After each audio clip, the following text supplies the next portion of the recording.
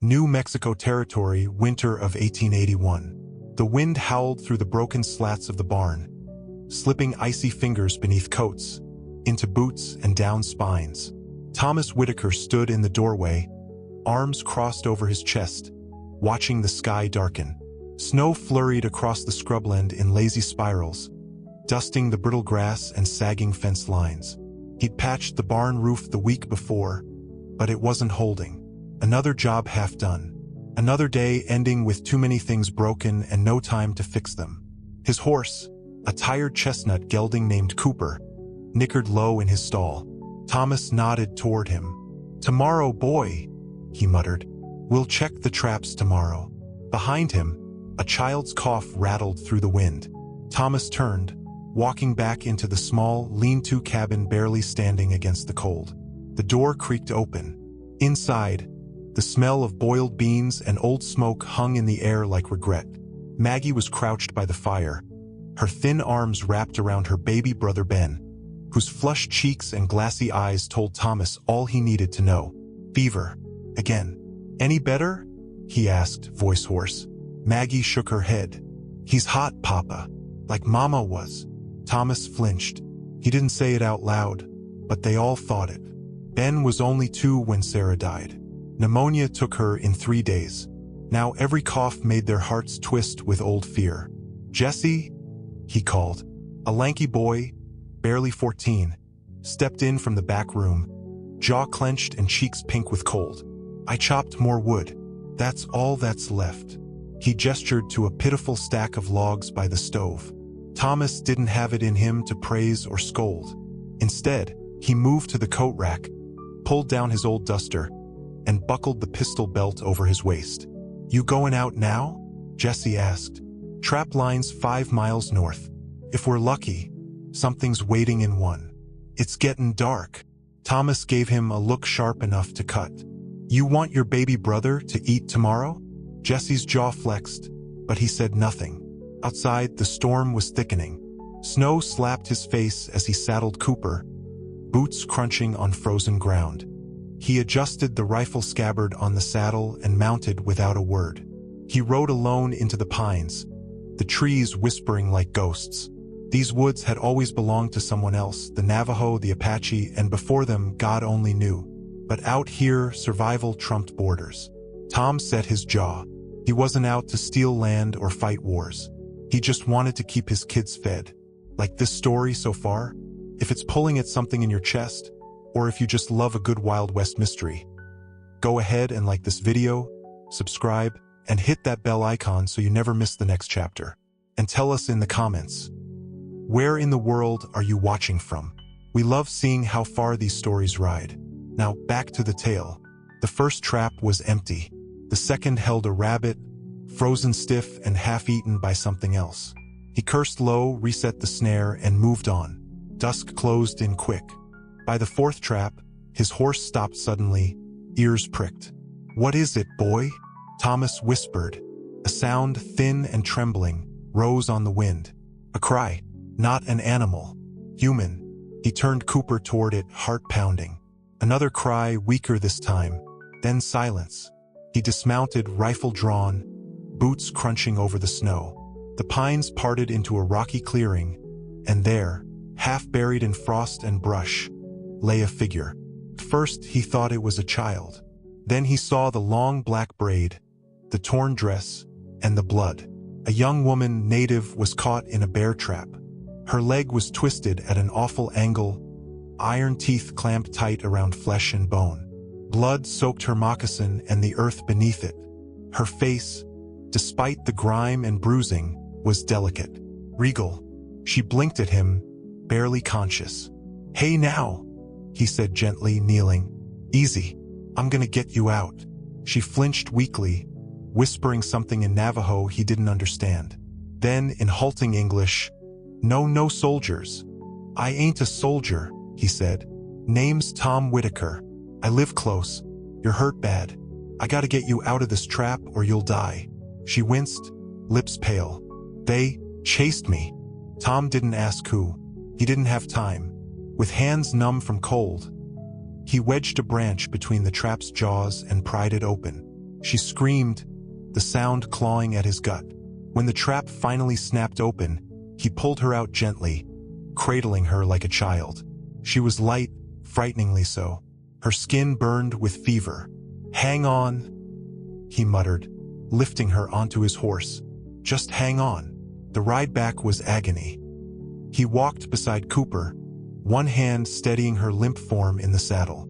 Snow bit through his coat. Darkness swallowed the trees. By the time they reached the cabin, she was unconscious.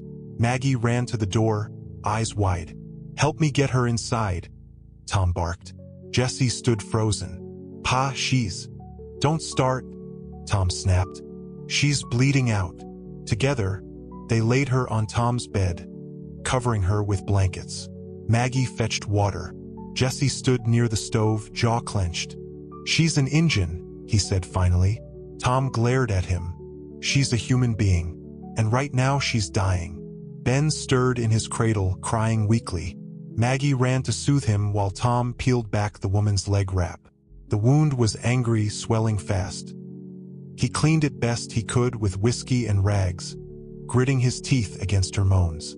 "Who do you think she is?" Maggie asked quietly. "I don't know," Tom muttered, tying off a bandage. "But she's got a chief's pendant round her neck." He held it up. It was carved bone, marked with intricate symbols. "Probably important to someone," he added. Outside, the wind howled louder. Snow piled against the window. That night, Tom sat by the fire, watching the flames dance across the girl's pale face. She muttered in her sleep, sometimes in English, sometimes not. Jesse didn't sleep. He paced. "What if someone comes for her? You know how folks are." "I ain't to skin them," Tom said. "They'll call you a traitor. Or worse." Tom looked at his son, tired to the bone. "Son, I already lost your mama. I ain't gonna let another soul die if I can help it." Maggie, who had fallen asleep curled up next to the stranger, stirred. "She's pretty," she murmured. Tom didn't answer, but he couldn't deny it. Even in her pain, the girl had a nobility to her, a strength that reminded him of Sarah. At dawn, the fever broke. She opened her eyes, blinking at the cracked ceiling. "Water," she rasped. Tom handed her a tin cup. She drank, then looked around slowly. Her gaze landed on Maggie, then Jesse, then him. "Where am I?" "Whitaker Ranch," he said. "You were caught in a trap. I brought you here." She nodded, eyes wary. "I'm Tahoma." Maggie smiled. "That means snowy mountain, right?" Tahoma blinked, surprised. "Yes. My mama taught me names before she died," Maggie said, proud. "Why were you out there?" Tom asked. Tahoma's gaze drifted toward the window. "I was running from men who want war. I told them peace is better. They called me a traitor." Tom nodded slowly. "Seems we got something in common." Over the next few days, she stayed in the cabin, healing slowly. Maggie barely left her side. Jesse watched her with suspicion, but said little. Tom saw the change in his kids, the way they listened when she told stories, how Maggie smiled again. And Ben's fever faded, thanks to the herbs Tahoma mixed and boiled over the fire. She knew plants Tom had never heard of. She sang lullabies in a low, beautiful voice that made the baby sleep without tears. One evening, Jesse sat near the door, arms crossed. "She can't stay," he said. Tom looked up from his sharpening stone. "Why not?" "Because folks'll talk." "You think McAllister won't tell the others?" "You got a Navajo in your bed." Tom stood slowly, the whetstone still in hand. "You mind your mouth, Jesse. She's not family," the boy snapped. "She is now," Tom said, voice firm. Jesse stared at him. "You love her." Tom didn't answer. He didn't know what he felt. Gratitude, respect, something deeper, maybe, but love? "Don't matter," he said. "She stays." That night, Tom stepped outside to smoke his pipe, snow crunching beneath his boots. He stared at the stars, thinking of Sarah, of how hard it was to raise kids in a world that didn't care, of how a woman he didn't know had wandered into his life, bleeding and broken, and brought something back into this cabin that had been missing for years. Hope. Behind him, the door creaked open. Tahoma stepped out, wrapped in Maggie's shawl. "You shouldn't be walking," he said. "I've walked through worse." They stood in silence for a while. "You saved me," she said finally. "My people say, when someone saves your life, your spirits are bound." Tom chuckled, low and tired. "Guess I better learn your ways then." She looked up at him, eyes dark and endless. "Do you want to?" He paused, then nodded once. Far in the distance, an owl called through the pines. And in the dark, something unseen shifted. Watching, waiting. The morning sun rose blood orange over the snow-covered ridges, casting long shadows across the Whitaker Ranch. The cold had settled deep into the bones of the land, and inside the cabin, it lingered in the corners like a quiet warning. Tom was already up, stoking the fire with stiff fingers, the heat never enough to chase the chill from his skin. Tahoma slept in the corner on a pile of quilts Maggie had layered over the straw mattress. Her leg, still bound in fresh cloth, was propped up with a piece of firewood. Her breathing was even now, but her brow twitched as though nightmares chased her even in rest. Maggie tiptoed around her like she was afraid of waking a bird with a broken wing. She poured warm water into a bowl and whispered, "Papa, I think her fever's gone." Tom nodded. "Good. That means she might be strong enough to eat." Jesse stood by the door, arms crossed, eyes stormy. "We gonna keep pretending this is normal?" he muttered. "Like this is just another neighbor dropping by?" Tom set the poker down hard against the stove. "I told you we're not sending her out to die. So if you can't help, go chop more wood." "I did that already," Jesse snapped. "Then do it again." Jesse shoved the door open and stormed into the morning light. The cold slammed in behind him. Maggie looked after her brother, face pinched. "He's just scared, Papa." Tom didn't answer. He was scared too, but not of Tahoma. He was scared of the town, the sheriff, the way people talked when they didn't understand something, when they needed someone to blame. An hour later, Tahoma stirred awake. Her eyes flicked around the cabin like a hunted animal's, unsure if she was safe or still dreaming. Tom crouched beside her and handed her a cup of warm broth. "You're in my home," he said. "You've been here a few days. You made it." Her hands trembled as she took the cup. "My leg. Still there," he said. "But you'll limp for a while." She sipped, then winced. "I don't remember all of it. I was running, then pain, snow, then you. You said they were chasing you. Who were they?" Her lips tightened. "Men from my tribe, not loyal to my father. They don't want peace with settlers. They call me weak because I wanted to talk, to listen." Tom studied her. "Your father? The chief?" "Chief Ashkiai." She looked toward the window, eyes far away. "He sent me to the White Towns, to learn English, understand your ways. Some called it betrayal. You don't seem weak to me." Her gaze flicked back to him. "You don't seem cruel." Maggie knelt beside her, offering a damp cloth. "Do you want me to braid your hair? Mama used to do mine when I was sick. Said it made me feel strong." Tahoma smiled, just barely. "Yes, I'd like that." Tom left them there and stepped outside, needing air. The snow had stopped falling, but the sky stayed low and heavy, pressing against the earth like a warning. Jesse was by the chopping stump, splitting kindling with hard, angry swings. Each strike echoed across the land like gunshots. Tom walked over, boots crunching through frozen earth. "You always split with like you're killing something?" Jesse paused, sweat steaming off his collar. "Maybe I am." "She's not your enemy, son." "She's not my anything," Jesse muttered. "You think you can just bring someone into this family without asking?" Tom's voice dropped. "I didn't ask to be raising 3 kids alone. I didn't ask for our cattle to die off or the roof to cave in. But here we are. And I'll be damned if I turn away someone bleeding in the snow." Jesse turned away, jaw tight. Tom softened. "I know you miss your mama." Jesse's hands went slack. The axe dropped. "You think I don't remember how she coughed? How her lips turned blue?" He looked at his father, eyes red. "You tried everything. Nothing worked. But now some stranger shows up and suddenly Ben's fever breaks and Maggie's laughing again like nothing ever happened. Tom grabbed his son by the shoulders. She ain't replacing your mama. No one can. But maybe she was sent to us for a reason. Jesse pulled away, blinking fast. You sound like one of them, like those old women who think owls carry souls. Tom looked up at the sky. Maybe they do. That afternoon, Tom hitched up Cooper and rode into town. Supplies were low, he needed flour, coffee, salt. And a small part of him wanted to feel the air shift, to see if anyone knew what had happened in the woods. He tied Cooper outside Greeley's general store and stepped inside. The place smelled of gun oil, moldy beans, and old men's stories. A few folks glanced up from the stove in the center, then went back to their talk.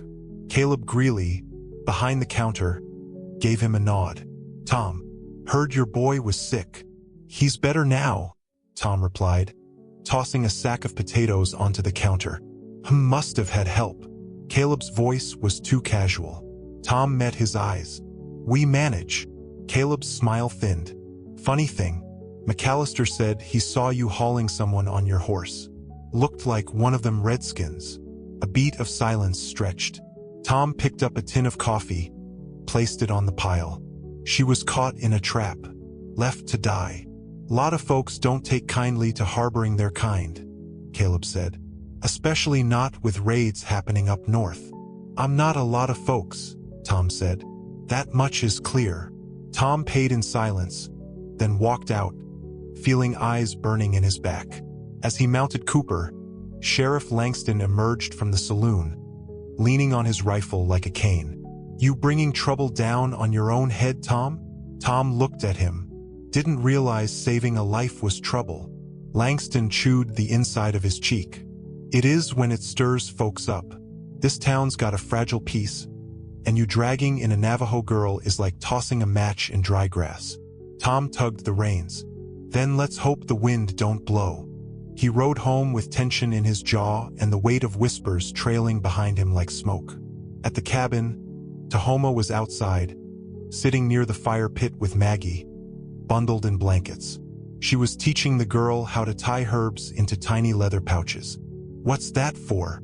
Tom asked, dismounting. Protection, Tahoma said.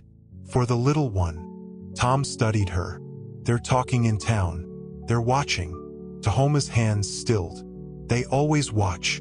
You might have to leave soon, he said, before someone decides to make a problem out of this. Maggie's face fell. But Papa, she's helping us. I know, but sometimes the truth ain't enough. Tahoma looked up at him, calm. If I go, I die. My leg is still weak. And those men, my tribe, they want me silenced. Tom took a deep breath, running a hand down his face. Then we keep quiet. Lay low, at least until spring. That night, Jesse crept into the cabin after everyone was asleep. He moved to the fire and stared into the coals, then slowly turned to Tahoma, who was lying awake in the dark. I'm sorry, he said softly, for how I talked, for being cold. She sat up, her voice just above a whisper. Fear does that to people. My people fear you too. Jesse nodded.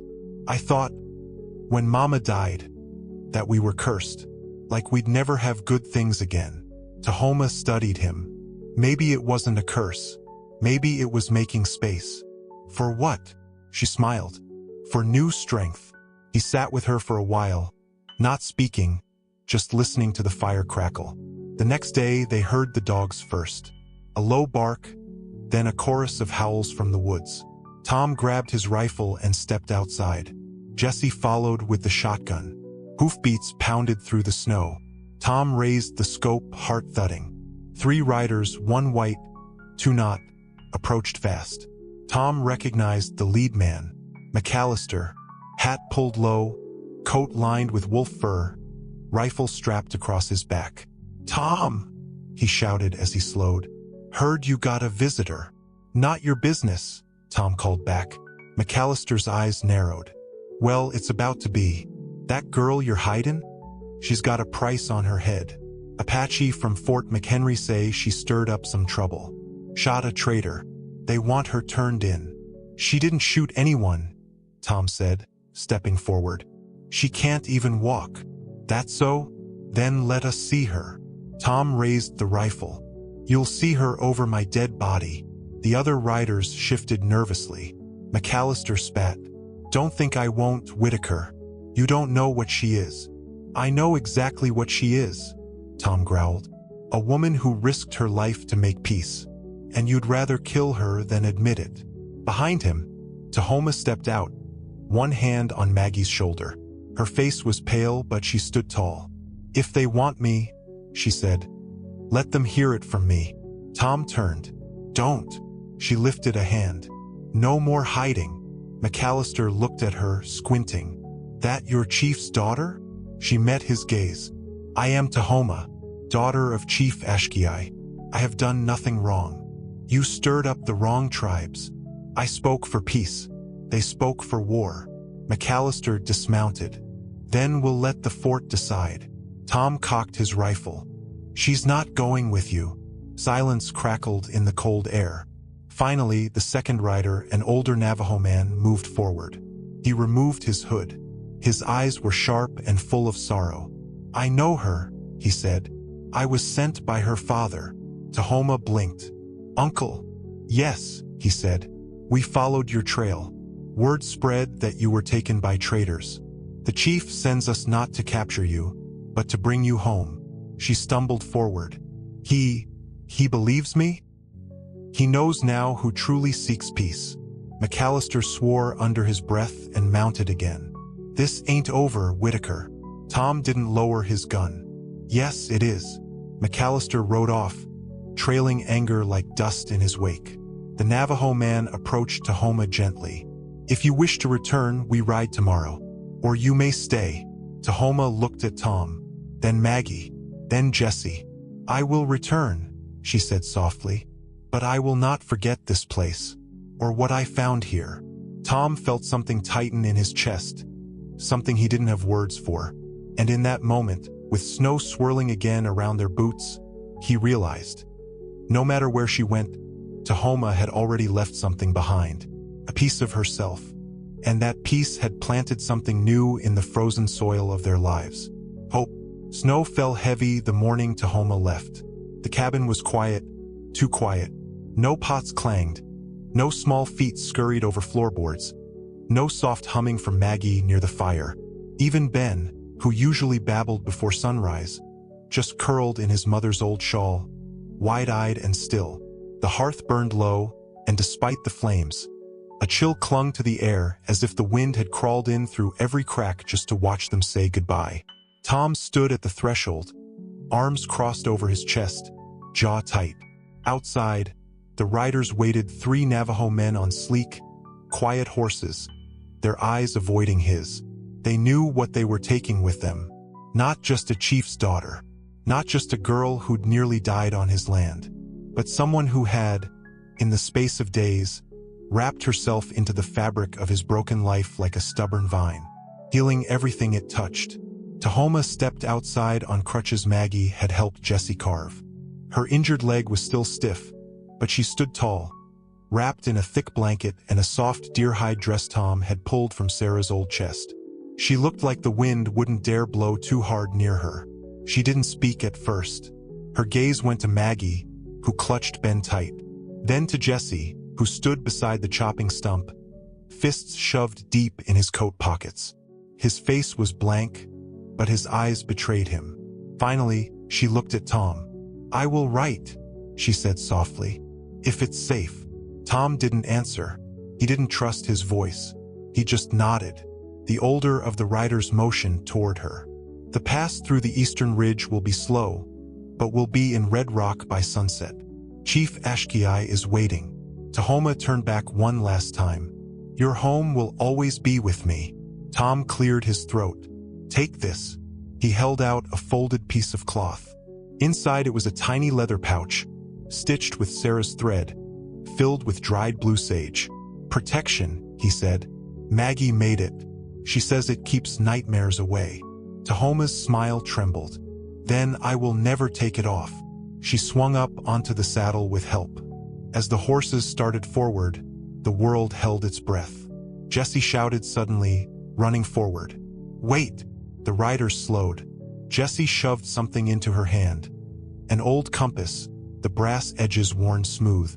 "It doesn't point north anymore," he muttered. "But maybe it'll still help you find your way back." Tahoma pressed it to her chest. "Thank you." And then they were gone.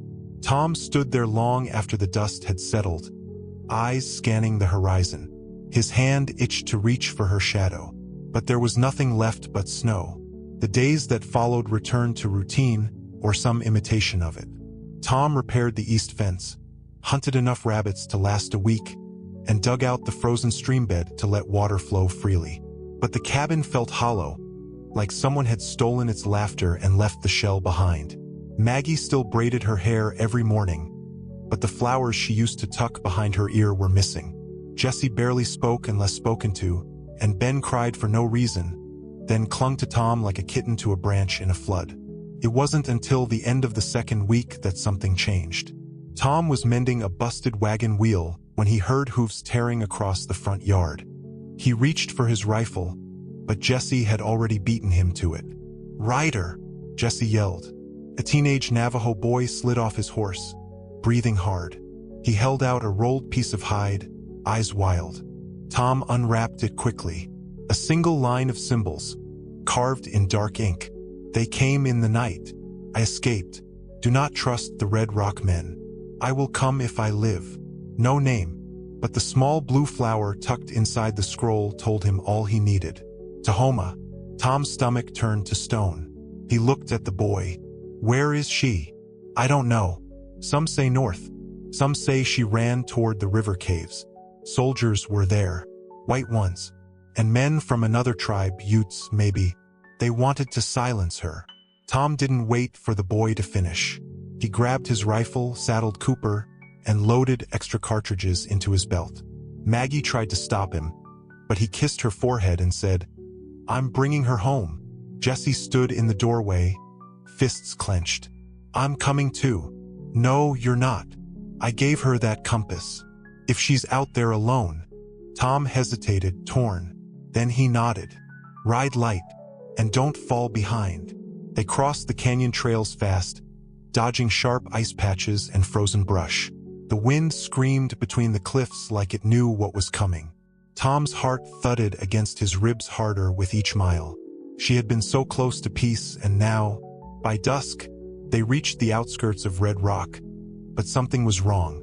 Smoke rose from a nearby clearing, thick and dark. They dismounted and crept forward on foot. The camp was empty, tents torn, horses gone, and blood frozen in the dirt. Scattered among the snow were torn fabrics with Navajo markings. Jesse picked up one, turned it over, and gasped. The same pattern from Tahoma's shawl. Tom's jaw clenched. She was here. A groan came from behind a rock. They found a wounded man, arrow in his shoulder, wrapped in a blood-soaked blanket. He spoke in weak Navajo, but his eyes lit up when he saw the compass Jesse held. "She ran," the man whispered. "They thought she died when the horses stampeded, but she slipped away. I saw her crawl toward the river caves. They sent 3 men after her." Tom stood. "Then we head east." The caves were 2 miles out, tucked between cliffs and guarded by sheer drop-offs. It was a place few dared go in winter, but Tom didn't hesitate. Night fell by the time they reached the ridge. The moon hung low, casting shadows like twisted fingers over the land. A scream echoed down the valley. Jesse froze. That was her. They ran, boots slipping on ice, ducking branches, dodging rocks. The sound came again, closer now. This time, a cry of rage followed by a gunshot. Tom dove behind a boulder, rifle raised. 2 men stood outside the cave entrance. One held a torch. The other kicked at something near the ground. Then Tom saw her, sprawled across the snow, crawling with one hand, bleeding from her forehead. Rage filled his chest like fire in a dry barn. He took the first man with a clean shot through the back. The second whirled, torch flying, but Jesse was already moving. The boy tackled him to the ground, punching with wild fury. It took Tom 2 seconds to reach them and pull him off. "Enough," he breathed. The man groaned, half-conscious. "She's worth gold. Fort McHenry wants her alive." Tom slammed the butt of his rifle into the man's temple. "Then they'll have to come dig her up." He dropped beside Tahoma. Her eyes fluttered open. "You came," she whispered. "You said if you lived, you'd come back," he said, voice cracking. "I couldn't wait that long." She smiled, faint. "You smell like horses and pine. You smell like trouble." They carried her back through the canyon as the first light of dawn touched the cliffs. Tom didn't stop once. Neither did Jesse. By the time they returned to the cabin, Maggie was waiting on the porch, face pale. Tom rode straight to her. "She's alive. She's safe." Maggie ran down the steps and threw her arms around Tahoma, sobbing. That night, the cabin glowed again. Laughter returned, quiet and broken at first, then stronger. Tahoma's wounds healed slowly, but her presence did not fade this time. And 3 weeks later, as snow melted from the eaves, a sound thundered through the valley, drums. Dozens of riders approached. Not Ute, not white soldiers. Navajo. At their head was a tall man in red cloth, black braids streaked with gray. Tom stepped forward, rifle slung over his shoulder. The man dismounted. "I am Ashkiai." Tahoma limped to the door, leaning on Maggie. "Father," she said. He crossed the distance in 5 long strides and embraced her. "I thought I lost you," he whispered. Tom lowered his gaze, but the chief turned. "You brought her home, twice." Tom nodded. "I'd do it again." Ashkiai studied the ranch. "This land is yours?" "Barely," Tom muttered. "But we work it. I see your children respect her. I see your hands have defended her.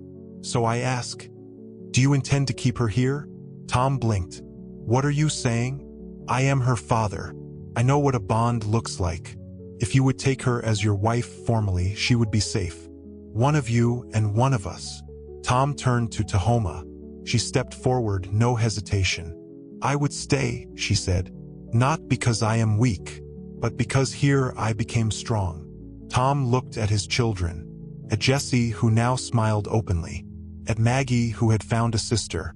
At Ben, who slept peacefully in her arms every night. Then he looked at her.